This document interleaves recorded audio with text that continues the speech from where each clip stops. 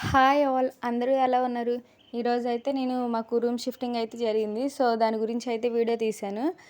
Every time ఏంటంటే juniors వచ్చేలోపే మాకు new rooms అనేవి అలొకేట్ చేస్తారు. జూనియర్స్‌కేమో గ్రౌండ్ ఫ్లోర్ అయితే ఇస్తారు. ప్రతిసారి ఏంటంటే ఇక్కడుండే కేర్ టేకర్ ఆంటీ వాళ్ళే మాకు ర్యాండమ్‌గా అలా రూమ్స్ ఏసి ఒక పీడిఎఫ్‌లా పెడతారు. మేము ఇంకా మా రూమ్ చూసుకొని అయితే మళ్ళీ అక్కడ సీనియర్స్ వెళ్ళిపోతారు కదా! అవి క్లీన్ చేసుకొని అయితే ఉంటాము. కానీ ఈసారి ఏంటంటే వాళ్ళు మాకు మెసేజ్ పెట్టారు ఆఫ్టర్‌నూన్. మేమేమో అప్పుడేమో క్లాస్‌లో ఉన్నాము. వచ్చేసరికేమో లైన్ పెరిగిపోయింది. మీకు నచ్చిన రూమ్స్ అయితే మీరే తీసుకోండి. మీరు ఆ రూమ్ నెంబర్ చెప్తే మేము ఇక్కడ రాసుకుంటాము అని చెప్పేసి అన్నారు. మేము పైన ఫస్ట్ ఫ్లోర్, సెకండ్ ఫ్లోర్ మొత్తం తిరిగి ఒక రూమ్ అయితే తీసుకున్నాం నచ్చిందని చెప్పేసి. అక్కడికెళ్ళి చెప్పేసరికి ఆ రూమ్ ఆల్రెడీ వేరే వాళ్ళు తీసుకున్నారంట. ఇంకా మేడం వాళ్ళే మాకు వేరే రూమ్ అయితే అలొకేట్ చేశారు. జూనియర్స్ అంతా మండే వస్తున్నారు కాబట్టి మమ్మల్ని అయితే సండేలోపు షిఫ్ట్ అవ్వమని చెప్పారు. ఇప్పటి వరకు అయితే మేము జస్ట్ ఫ్లోర్ అయితే మారాము. అంటే ఫస్ట్ ఫ్లోర్ నుంచి సెకండ్ ఫ్లోర్, సెకండ్ ఫ్లోర్ నుంచి థర్డ్ ఫ్లోర్‌కి జస్ట్ అలా అయితే మారాము. ఇప్పుడు ఏంటంటే మేము ఈ బ్లాకే మారిపోవాలన్నమాట. ఇప్పుడు ఇక్కడ చూపిస్తున్నా కదా! ఇప్పటి వరకు అయితే మేము ఈ బ్లాక్‌లో ఉన్నాము.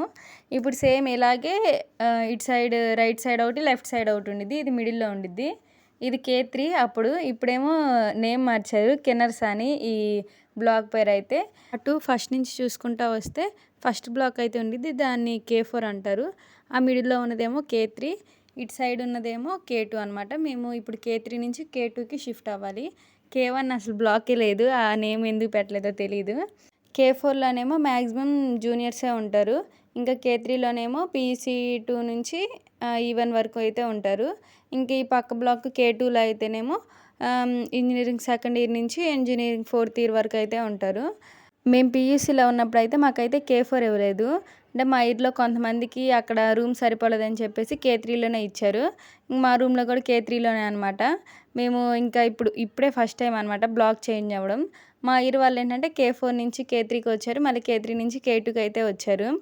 ఇక్కడంటే మొత్తం ఒక ఆర్గనైజ్డ్‌గా జరిగిద్దనమాట. ఫస్ట్ ఇయర్‌లో మనం గ్రౌండ్ ఫ్లోర్‌లో ఉంటాము. ఆ తర్వాత అలా పైకి వెళ్తాము. ఆ తర్వాత మళ్ళీ పక్క బ్లాక్ షిఫ్ట్ అయ్యి మళ్ళీ ఆ పక్క బ్లాక్‌లో కూడా పైనుంచి అయితే మళ్ళీ E4కి వచ్చేసరికి గ్రౌండ్ ఫ్లోర్ అయితే ఇస్తారు.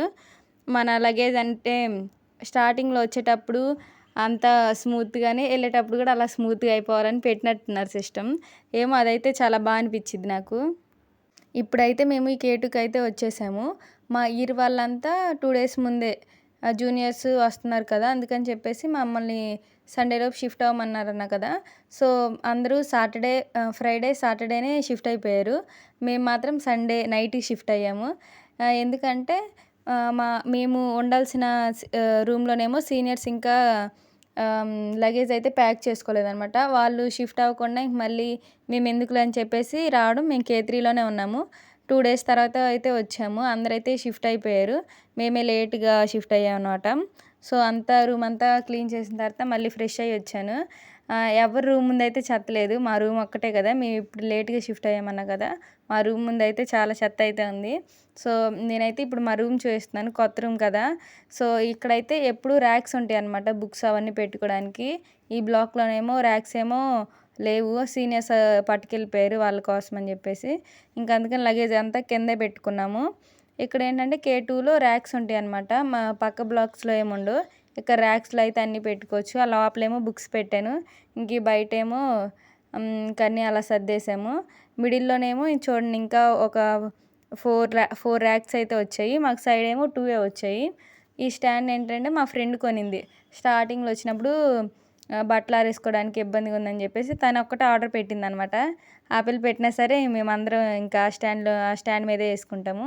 ఇటు సైడ్ కూడా మా ఫ్రెండ్ ఏంటంటే ఎప్పుడో ఈ పట్టన్ తెచ్చిందనమాట.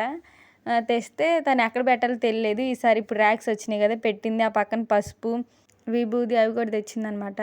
ఇంక ఈ మిడిల్‌లో ఏంటంటే మేము బకెట్స్ అన్నీ పెట్టుకుంటాము. అక్కడ ఏం చెప్తున్నానంటే మా ఇద్దరికి గొడవ అయిపోయింది. అందుకే మధ్యలో ఆనకట్ట కట్టానని చెప్తున్నాను.